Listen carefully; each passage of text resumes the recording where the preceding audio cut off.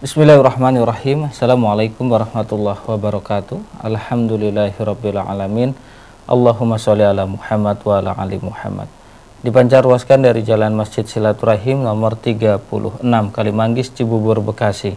Radio Silaturahim untuk Islam yang satu. Ikhwan dan akhwat yang dirahmati Allah Subhanahu wa taala, bagaimana kabar Anda di siang hari ini? Senang sekali kami dapat kembali menjumpai Anda dalam tausiah siang bersama narasumber kita yang sudah tidak asing menemani kita selama ini, Ustadz Hakim As-Sufyani. Assalamualaikum warahmatullahi wabarakatuh. Sehat Ustadz? Alhamdulillah sehat. Ikhwan akhwat yang dirahmati Allah Subhanahu wa taala, di siang hari ini saya Biagus tidak sendiri, ditemani oleh para rekan-rekan pejuang dakwah. Ada Zain di kameramen Rasil TV, kemudian ada Jawir Zulfikar di operator radio, dan Atep di switcher. Di siang hari ini pula ikhwan dan akhwat, kami akan membahas tentang masalah pendidikan, yaitu sarana yang mempengaruhi pendidikan individu. Demikian Ustaz ya? Betul.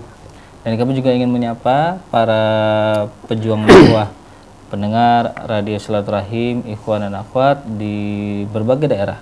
Ada di Semarang, Sukabumi, Batam, Pontianak, Banyuwangi, serta Anda yang dapat menyimak siaran kami melalui audio streaming di www.radiosilaturahim.com. Tak lupa juga kepada ikhwan dan akhwat yang mendengarkan siaran kami melalui radio Sela FM Batam yang ada di Singapura. Semoga Allah Subhanahu wa taala selalu memberikan perlindungan. Amin ya rabbal alamin. Ya, baik, tentang sarana yang mempengaruhi pendidikan individu ini, kenapa yang kita angkat Ustadz? Apakah pendidikan individu ini sangat mempengaruhi pola pikir, kemudian pola hidup saat ini, atau bagaimana Ustadz? Bismillahirrahmanirrahim. Alhamdulillahirabbil Salatu wassalamu ala asyrafil anbiya'i wal mursalin. Jadi saya rasa bahwa Islam itu lebih mengarahkan manusia untuk perubahan. Kita dituntut untuk berubah, tapi kita harus beritahu bahwa ada langkah-langkah yang harus diperhatikan sama seorang muslim ini supaya produk yang diinginkan dari Al-Quran bisa terwujud. Hari ini akan kita bahas bahwa Islam itu ikut sama manusia dari urusan yang kecil sampai urusan yang besar.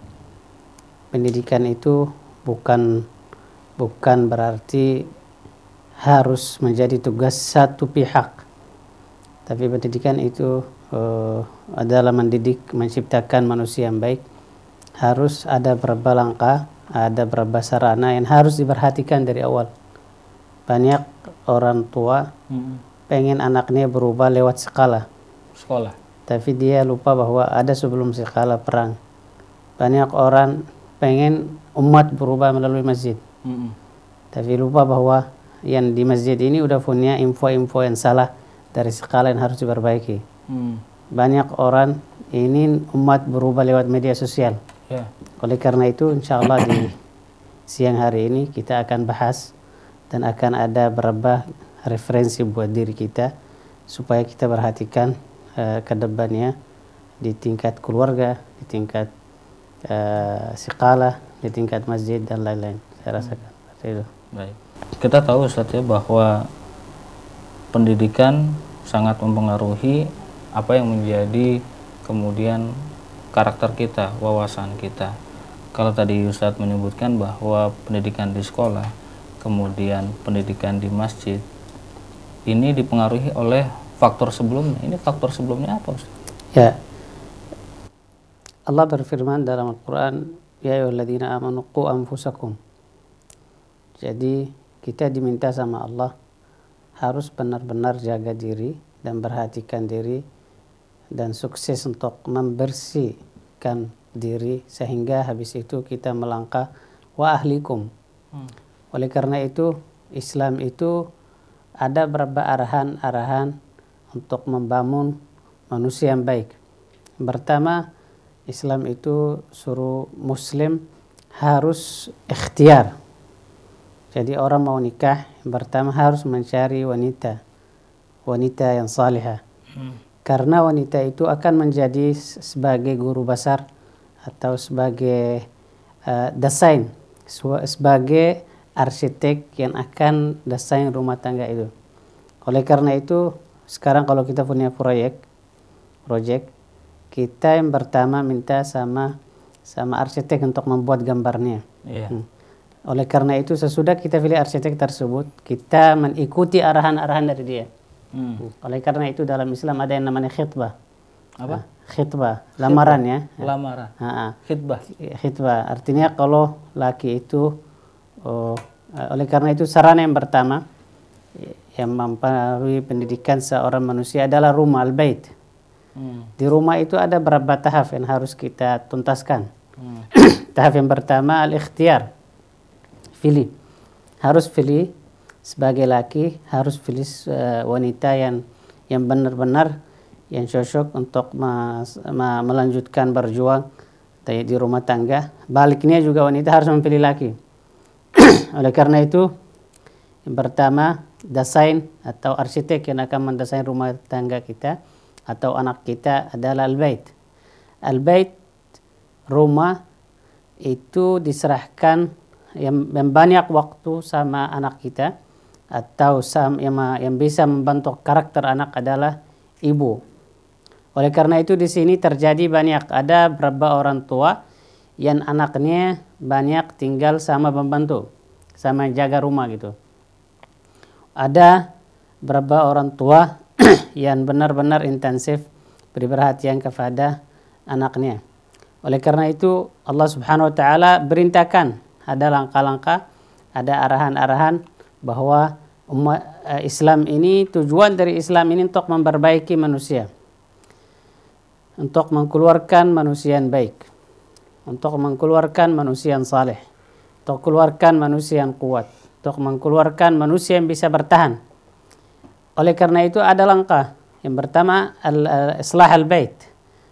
Langkah yang pertama atau skala yang pertama atau guru besar yang pertama adalah rumah.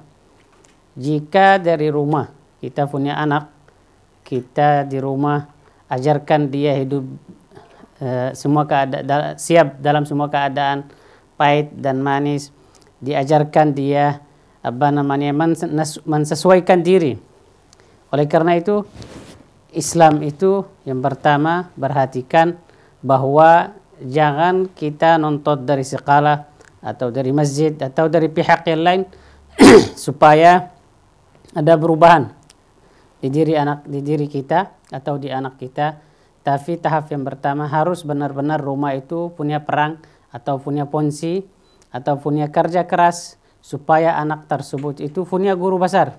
Guru besarnya adalah orang tuanya, laki maupun perempuan, dan perempuan itu khususnya ibu, ibu itu adalah yang desain anaknya. Apakah anaknya anak yang berani atau anak yang takut? Apakah anaknya anak yang disiplin atau yang tidak? Apakah anaknya anak yang bersih atau tidak? Apakah anaknya anak yang punya cita-cita atau tidak?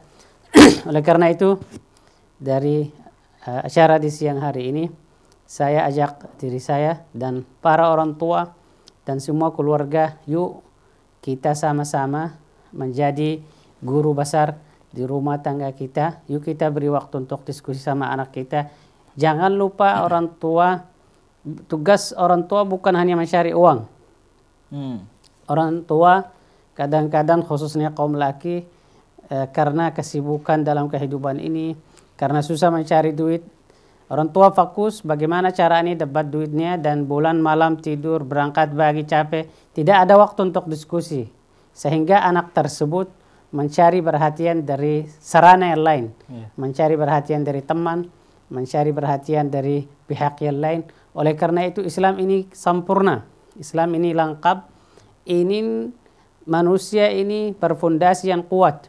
Jangan sampai ada orang muslim hafal Quran, hafidh, tapi sangat mudah jatuh dalam urusan cinta atau urusan yang lain karena kegagalan dalam rumah tangga. Karena orang tua belum beri kasih sayang yang sempurna, atau karena orang tua kemampuan ilmunya terbatas atau pergaulannya terbatas, sehingga apa yang anak ini dari orang tua belum terpenuhi. Oleh karena itu sarana yang pertama al-bait, rumah. Rumah ini harus punya desain. Desain untuk anaknya. Rumah ini harus benar-benar menikmati kebandalan anak tersebut. Karena bagi saya tidak ada anak yang bodoh, semua anak pintar. Tinggal apakah orang tua mau desain anak ini menjadi anak yang pintar atau mau desain anak ini menjadi anak yang tidak pintar. Orang tua ini yang selalu membangun semangat terhadap anaknya, atau orang tua itu yang selalu menjatuhkan anaknya. Anak itu ini didengar, ini diajak musyawarah, ini diajak diskusi. Oleh karena itu Rasulullah SAW dalam banyak hadis bawa anak Al-Hasan Al-Husain ke masjid, dan dalam Islam ada perhatian khusus terhadap al-bait, terhadap rumah tangga. Yang pertama dari pilih calon istri atau calon suami, kedua dari kebersamaan, karena perjanjian ini akan terjadi antara suami sama istri ini bukan hanya membuat nafsunya, tapi perjanjian ini ada resiko dan ada kerja keras ke depannya untuk menciptakan generasi yang kuat, generasi yang bermanfaat. Oleh karena itu, jika seorang mukmin atau seorang pedagang atau orang yang punya visi, dia tahu bahwa tujuan dari acara ini adalah ini. Sebaiknya seorang mukmin mensadari bahwa pernikahan itu adalah perjanjian antara suami sama istri, dan ada tujuan yang harus terpenuhi, dan harus ada desain dari pihak suami dan istri atau para orang tua terhadap anak tersebut. Oleh karena itu jangan orang tua suruh anaknya salat subuh tapi orang tuanya enggak salat. Jangan orang tua suruh anak harus bersih tapi orang tuanya baliknya enggak bersih. Jangan orang tua suruh anaknya disiplin tapi orang tuanya enggak disiplin. Oleh karena itu dasar atau fondasi yang pertama yang bisa membentuk karakter anak itu adalah orang tua. Oleh karena itu dalam kondisi ekonomi saat ini, dalam kondisi kehidupan mencari nafkah, jangan kita lupa bahwa wa inna li ahlika 'alaika haqqa, bahwa ada sebagian waktu yang harus kita kasih ke anak kita, dan waktu itu adalah waktu yang bermanfaat, karena anak ini bangga melihat orang tuanya kasih masukan, kasih arahan ke depannya. Oleh karena itu hal yang pertama atau sarana yang pertama yang harus kita semuanya sebagai seorang muslim perhatikan adalah al-bait. Kenapa terjadi di tingkat dari analisis, kenapa terjadi pacaran ini? Sering terjadi pacaran di tingkat anak SD, SMP, SMA karena perhatian kurang dari orang tua. Oleh karena itu anak itu masuk sekolah, ketemu teman yang baru, perhatian intensif, jatuh yang namanya cinta atau karena ada ketidakseimbangan, ada kekurangan, sehingga anak tersebut yang merasa sesuatu yang dia cari di rumah tangga, di rumahnya enggak dapat, dia dapat dari pihak teman atau sahabat atas nama perhatian atau kasih sayang.